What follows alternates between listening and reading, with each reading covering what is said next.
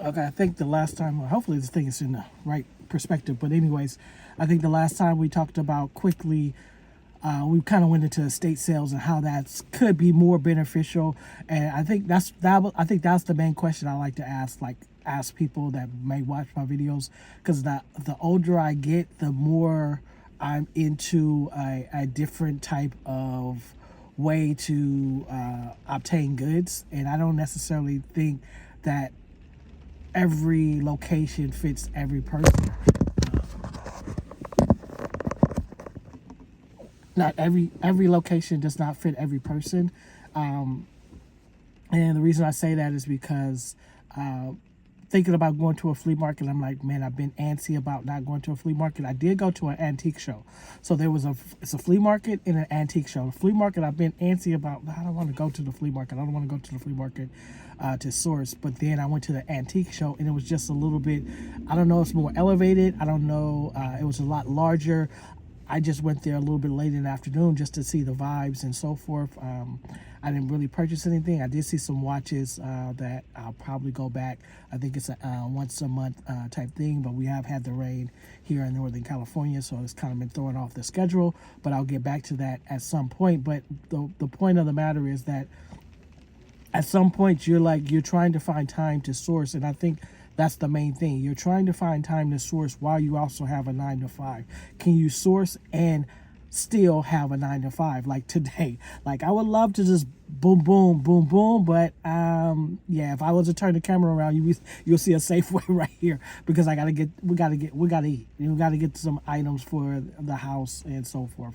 And that's how do you balance sourcing with actual life, and that is sometimes can be a challenge.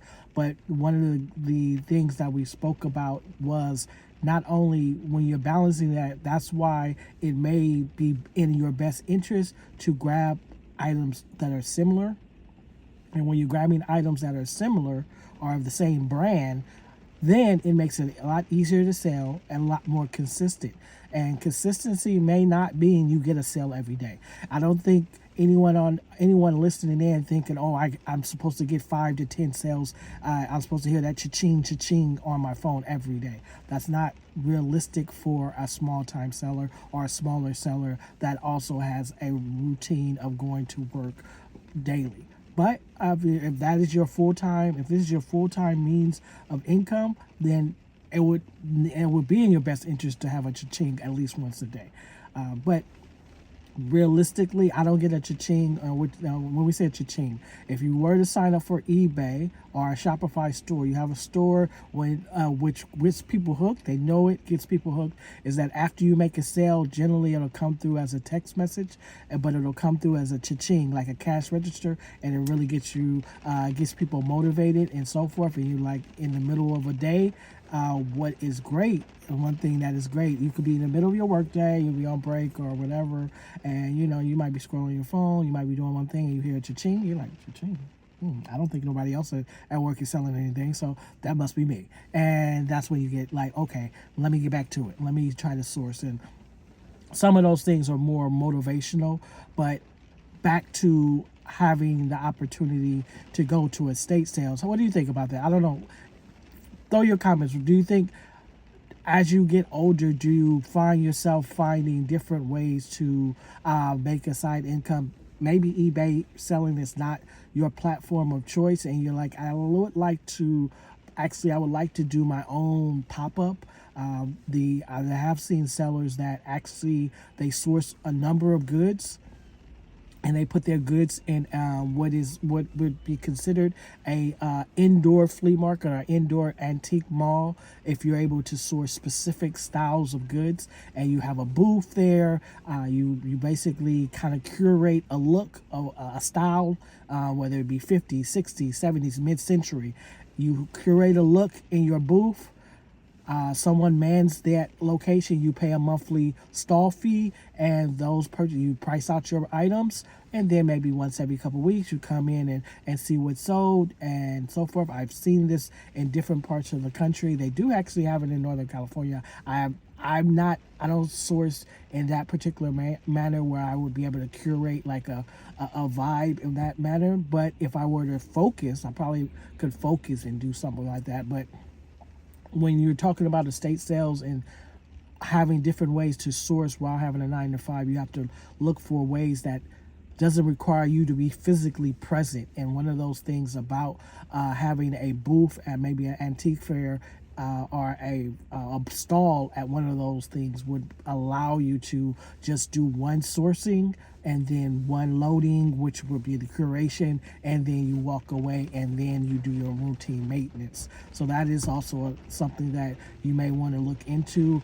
if for instance, the idea of going to a thrift store, going to a retailer, going to a flea market, or going into any other location that does not fit your lifestyle and your time commitments day to day, that may be another opportunity. But specifically, having a way to source items quickly and that can be repeatable, because you want to have repeat items, or repeat items can be repeat brands. Right now I'm really focusing in on the workwear. I think I spoke about this in one of my other videos as I'm starting to get back into YouTube. Sorry it dropped, but I think I have the landscape down, so it should be a little bit better as it relates to that.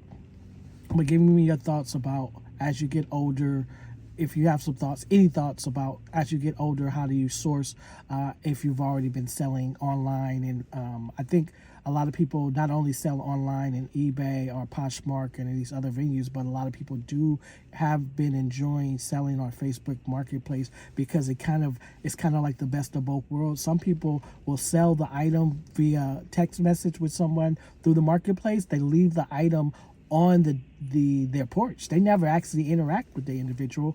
The person pays, they see the goods and so forth. But some other individuals actually demonstrate the product in person and then they sell it. And then some others have a group of people come at the same time, kind of like an open house situation, and in order to purchase one or two of the same items. A lot of people that are selling the power washers in different parts of the country, they're selling a lot of power washers that they're obtaining from Costco as refurbished. They're refurbishing them, and they're using those to make sales. The one thing about those power washers that I have when I listened to the information, they said, if you want to get one, get the electric one over the gas one. The gas one requires a lot more due diligence as far as repairs, whereas the electric one, it requires less repairs, and in turn will be less likely that the refurbished good that you received is actually a sellable good. But people are doing well in different parts of the country selling those power washers. But I think one time, speaking about selling something over and over, I remember the item was Sonic toys. As mentioned, I've sold all across I focus on apparel and shoes, but I've sold all across the board. And specifically when my daughter was younger, I was always in the toy section, so I had to find a way to keep her engaged, as well as find a way to make some revenue. But I remember a couple years ago when Sonic had the live action movie. He had Sonic 1 and Sonic 2. Those toys were popular, and they were so popular that they weren't shipping all of the Sonics. So they have Sonic, they had there's a red one. I can't think of the name of the Supersonic. All of the Knuckles, Sonic. I should know this. I played Sega Genesis enough to know. But nonetheless, they were only shipping those to certain stores, and one store that was receiving them was Toys R Us. Yes, Toys R Us. You're like, Toys R Us? That closed down.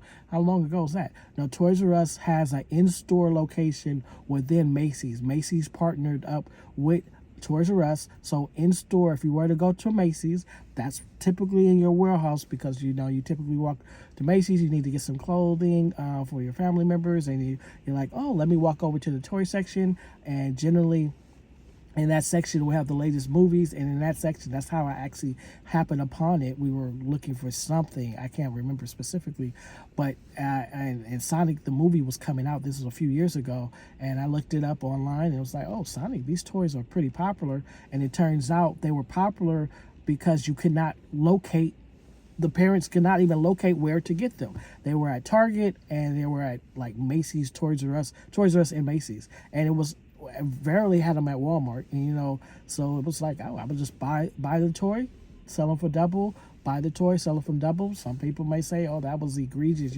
you're doubling, you're marking up the product.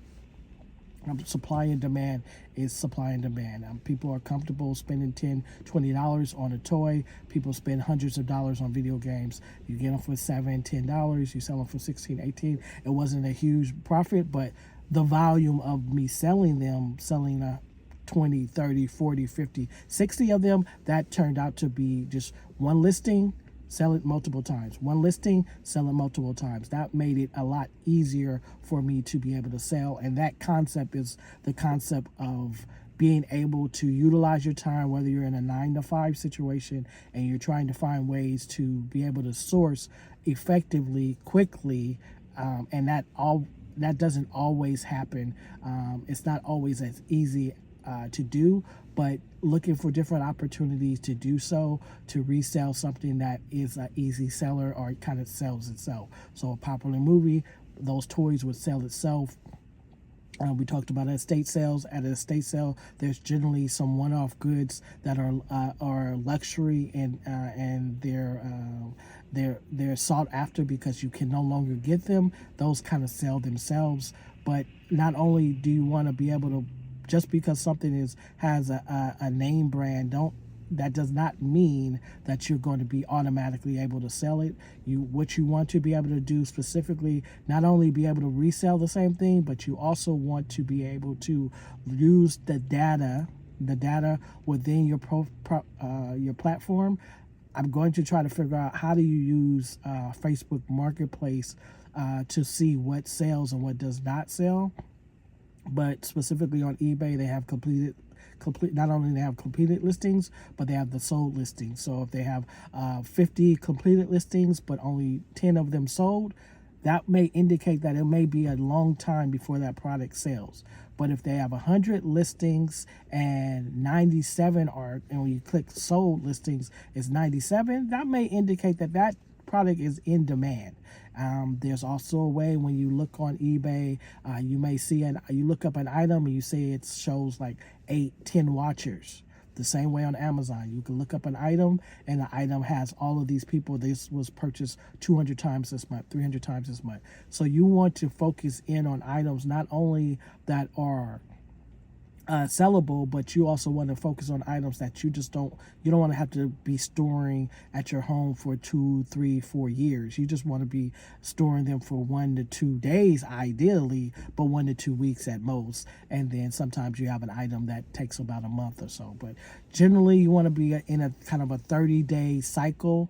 The same way that some people get paid every week or get paid every 2 weeks. You kind of want to be operating in that same fashion, or at least I like to operate in that same fashion, where I'm able to sell an item within that 1 to 2 week time frame. That's ideally 7 to 14 days is my ideal item. If the item is not going to be sellable in that fashion, it needs to be very minuscule or blend into my closet. I have a very small space for reselling and so forth. But some of those people that watch this video may have a big old garage. They may have a big storage and they can store things for a whole year and label things and so forth. That's not my situation and that's not my scenario. But if that is your scenario, that's great. That's excellent.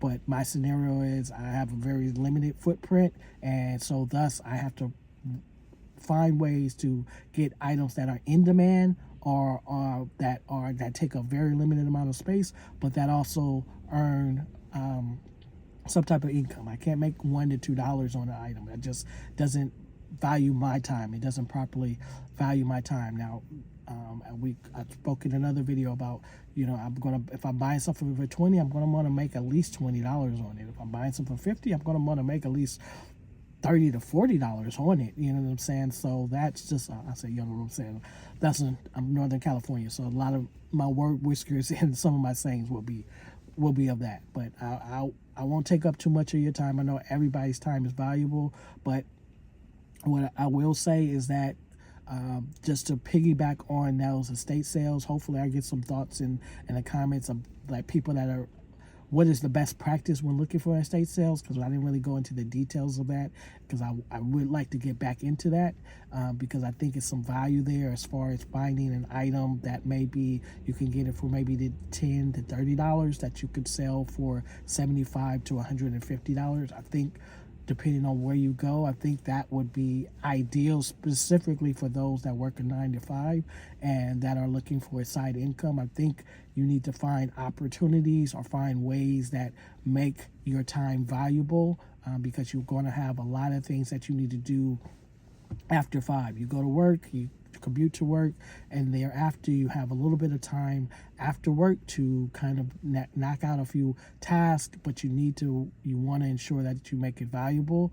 I think on one of my I have a lot of things I have to cover, so it's going to probably take, I don't know, 30 to 40 videos to kind of cover some of those things. We talked about laser printers, we talked about inkjet printers. I would be hesitant for you to go out and purchase an inkjet printer. If you already have one, that's great, but don't forget that you can use, if you make a sale on eBay, you can use UPS store.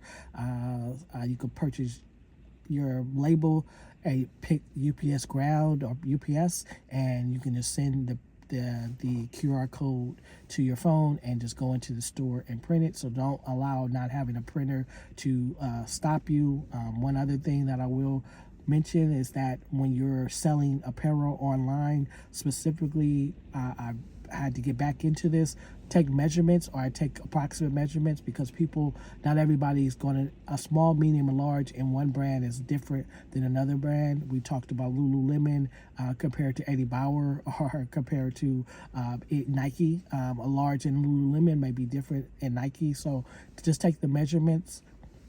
Very simple. If you have a jacket, just take from armpit to armpit and from shoulder down, and that's the shoulder seam down here. That's a one measurement. Shoulder seam down to the end of the jacket, and then from pit to pit is what they call. And that's a very basic measurement that you can take, and it will help. And then you could take a sleeve measurement, which would be from here to the end of your sleeve, and that's a very simple way to elevate your listing above those that may already be listed, and thereafter may be able to get you more watchers, because more watchers will prove to have more sales and so forth. But I won't take up too much of your time.